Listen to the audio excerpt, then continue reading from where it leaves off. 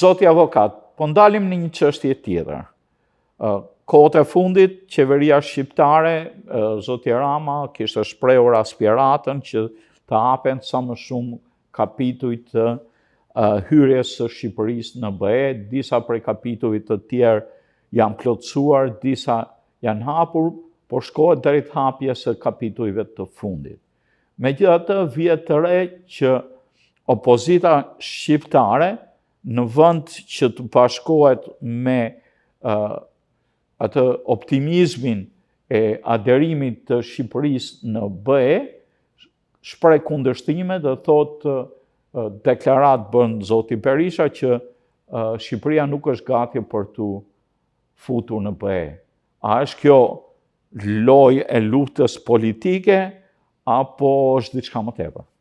Natyrisht është çdo gjë që bëhet në parlament ose jashtë parlamentit për në funksion të përfaqësimit të dy partive më të mëdha shqiptare, në fundit përmbajtja e saj politike është, efektivisht. Opozita nuk do të ishte kjo opozit, në rast do ditë të bënte deklarata siç duhet, të kërkonte ato që do gjithë populli, se gjithë populli shqiptar, jemi ndoshta të vetmit popull atje në gadishull e Ballkanit, sepse atje po mendohet që të shtohet pra përfaqësimi të futja në BE, ato 6 vendet e Ballkanit Perëndimor. Të gjithë shqiptarët janë të parët në numër që kërkojnë të futen në BE dhe opozita natyrisht që e dy këtë fakt, por gjithsesi mendon sikur i bën mirë vetes që të bëj kundërshtar akoma më tepër se çka. Me një fjalë 50 deputet që ka, në vend që të shtojë që të bëj 60, 71 ndoshta në një të ardhme për të marrë shumicën, me këtë ecuri dhe kritikës për diçka që populli nuk e do siç kritikohet, po e do, pra qëllimi për të futur në BE është qëllim marrë shqiptar. Si në Kosovë, si në shqiptarët e Maqedonisë ose Malit Zi, Shqipëria po se po. Dhe këtë, duke dalë kundra, dëmton veten e vet, sepse në fundit Partia Socialiste ose shumica ose qeverise ka zgjidhur dhe faktin me ndarjen e re të komisioneve, ka evituar në një mënyrë të ndjeshme kundërshtinë e mundshme të një kryesuesi në Bashkimin Evropian, se Komisioni i Integrimit, ku deri dje ishte përfaqësuese e opozitës, ju hiqet kjo. Në të mirë të demokracisë ajo. Ajo të mirë të autokracisë. Demokracia, mos qoftë demokraci në rast se është kundër Shqipërisë. Shqipëria do të futet në BE, s'më duhen arsyet qa qëllimi dhe qa demokracie para faktit të futet në BE. Më mirë të dënohet një opozit, qoftë edhe padrejtisht, se sa të dënohet Shqipëria. Në çdo pjesëmarrje që opozitës që kemi ndjekur, ju dhe unë të pak ne kemi ndjekur çdo pjesëmarrje që ka bërë në Bruxelles, përfaqësuesi i opozitës, pasi ka thënë që përshëndesim hapat dhe futjen e Shqipërisë në BE, e kërkojmë dhe ne këtë, po ndërsa thotë e kërkon me vepra bën ndryshe, se thotë qeveria s'ka bërë këtë, s'ka bërë këtë, s'ka bërë këtë. Ato veprimet e saj, veprimet që bën opozita nuk dëmtojnë Partinë Socialiste. Në atë rast mund t'i ketë Partia Socialiste ato fajt, mund t'i ketë qeveria më saktë. Po ato nuk është vendi i përshtatshëm për të thënë ato që sepse e thënë ndryshe, kur thua ashtu thua, mos e pranon Shqipërinë. De facto këtë është një lloj. Dikush ka një të afërt, e ka gocën ose motrën ose gjë, do ta martoj dhe ti thua zëndrin, motra ime s'ka shkollë, ka një diplomë falso, s'ka mendjen për punë. Po kjo është ajo ideja e shqiptarëve që kur të vinë në shtëpi, rrobat e papastër lajnë në shtëpi, nuk i tregohen botës. Por megjithatë e vërteta është e vërtetë. Jo, e vërteta, jo çdo herë e vërteta thotë atë ku s'duhet. E vërteta, brenda shtëpisë çdo njeri kritikon gocën, motrën, djalin, babain, nën, e gjithë kritikon, ka kritika në shtëpi. Po jashtë shtëpisë është uniteti i mendimit. Brenda shtëpisë natyrisht dikush do bëj një privilegj saktë, dhe brenda shtëpisë le të bëj çfarë duan, është parlamenti aty është. Po jo në Evropë. Është ajo që Rama në këtë rast, që besoj dhe ju nuk keni kundra, shqip, hajtë shajme sa të duash, anglisht jo. Ja, ju si mendoni, nuk e dëmton Shqipërinë? E dëmton. Atëherë, derisa e dëmton, duhet Jo, bëjmë datë. jo, e Çdo dëmton, veprim që dëmton Shqipërinë, ne s'kem pse binatojmë. Por duhet kemi parasysh të diçka dhe ju e dini mirë që çdo aderim në BE është dhe një humbje deri në farmase sovraniteti. Në kuptimin që ti Atë e kemi pranuar. i nënshtrohet ligjeve të BE-s, i nënshtrohesh edhe rregullave të BE-s, deri tek importi i produkteve dhe të Gjithçka, po, barazohet.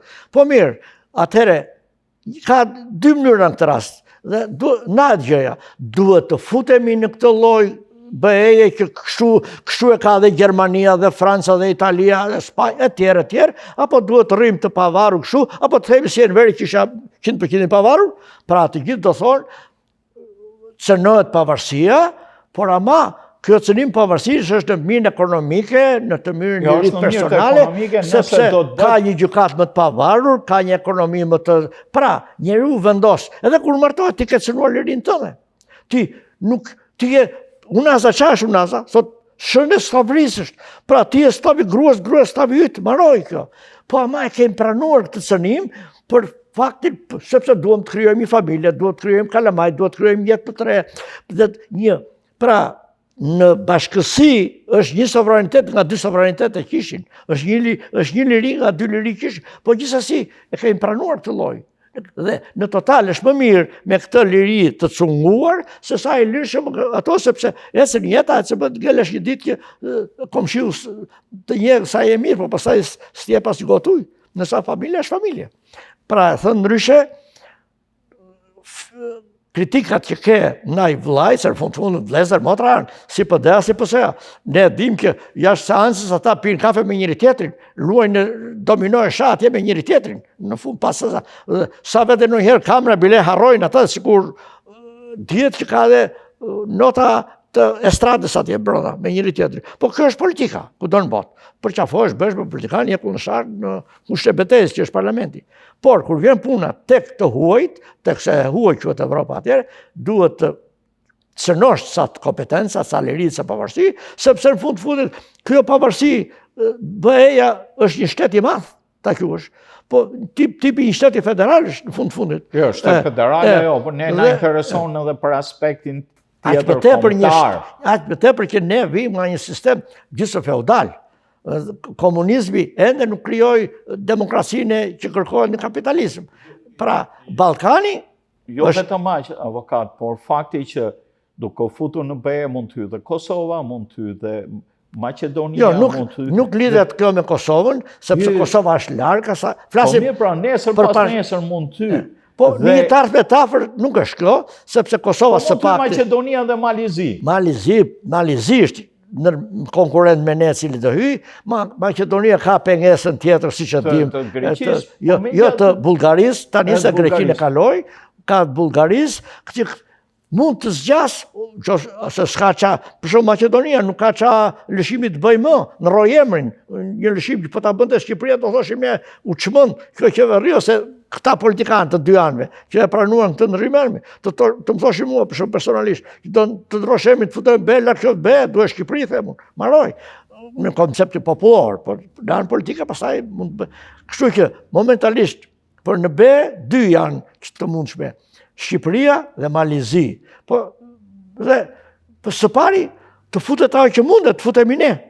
Se duke futur ne dhe Kosova do të ketë mirë indirekt, se i Kosovar merë pasaport shqiptare dhe është futur indirekt.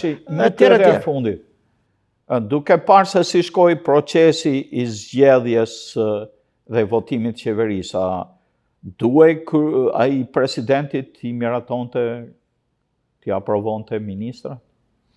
Po, nuk ka në shkele ligjore, presidenti nuk është kukull, por në këtë rast, presidenti është i detyruar me përjashtim të shkeleve ligjore, për shembull të vijë një njeri, të vijë një deputet me për që dyshohet për tradhti, për akt të ulët kriminal, etj, vetëm në këto raste.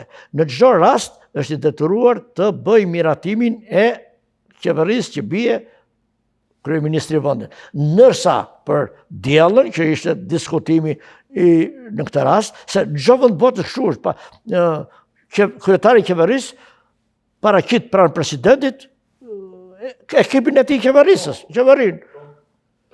Atëherë presidenti është jakt, se diku do betohen ata, diku është jakt më shumë ceremonial se sa de facto problematik. Po mirë, presidenti në këtë aspekt është alternimi i figurës së sovranit, të mbretit. Po, është në mos të mbretit, se në mbret de facto vetëm Britania është. Jo pra, ato këto kompetenca janë nga kompetencat që kishte mbreti. Në fundit ka kompetencat e cunguara dhe kjo nuk është kompetencë vendimarrëse, është ceremoniale, më tepër se sa vendimarrëse.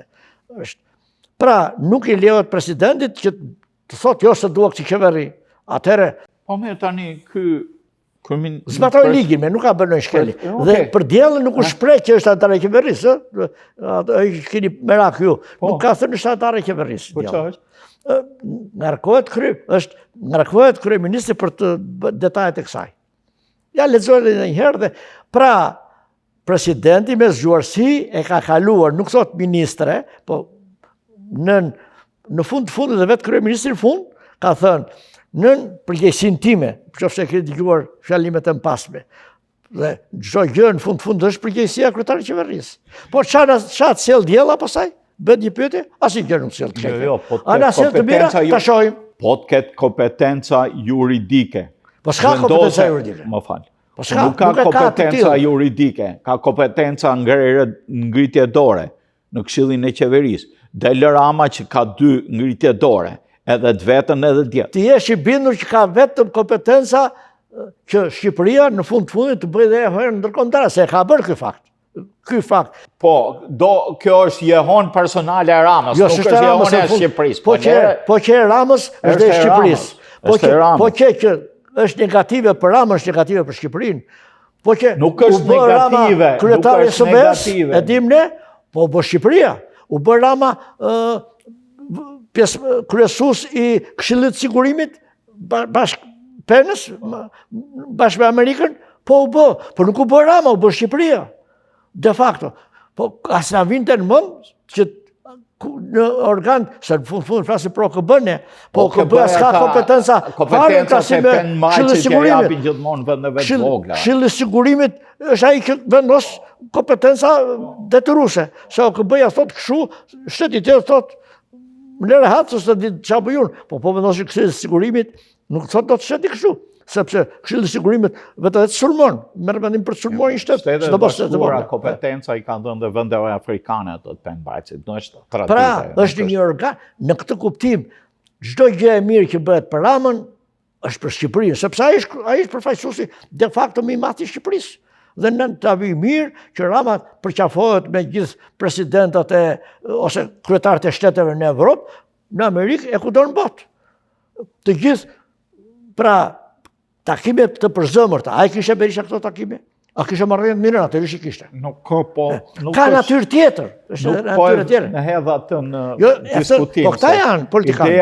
Ideja që hodha në diskutim është se mua nuk më duket si proces demokratik mos miratimi i qeverisë pas një debati me gjithë grindjet që bëri opozita. Nuk më duket si proces demokratik, po tash unë po them opinionin tim. Atëherë si zgjidhja, mirë, u bë rrëmuja në parlament. Ç'a zgjidhje bëhen ju?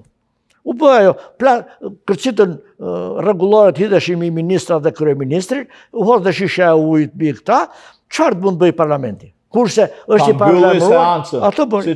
Atë bëri. Ta mbylli, po jo, ta ripërsëriste seancën. Jo, ajo që nuk është teatr, opera është baleti, që do përsëritet dhe jo teatr, por klonat. Parlamenti shqiptar është bërë për te i stradës. Po mirë, e për këtë besojemi dakord të ty.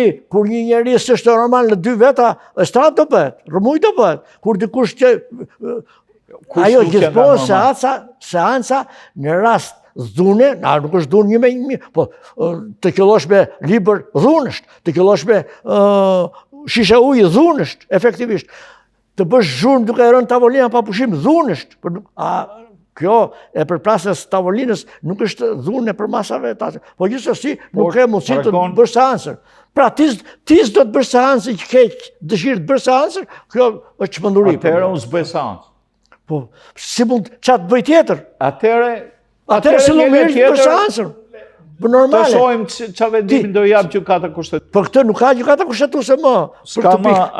Për këtë nuk ka iku seancë mbyll, mbaroi, nuk kthehet më për gjykata kushtetuese vetë diella. Për diellën do shprehet gjykata kushtetuese. Po këtë të bëj seancë tjetër. Po mirë, po të rrezohet një ministër. Ishte me 79 vota. Po të rrezohet një ministër në këtë rast diella. Si po të rrezohet? Po të rrezohet, del me votim edhe nuk e votojnë. Po marroj qeveria jo është prap, si çdo ministër. Po jo do të rrezohet të kryeministri sa ai e komandon. Po jo, qofse tani u thoni kështu, sepse kështu është e drejta juaj ta logjikoni kështu. Po, nëse gjykata kushtetuese çfarë ka? Gjykata kushtetuese analizon atë ankesë si vetë para. Ankesa është, diella është e paligjshme.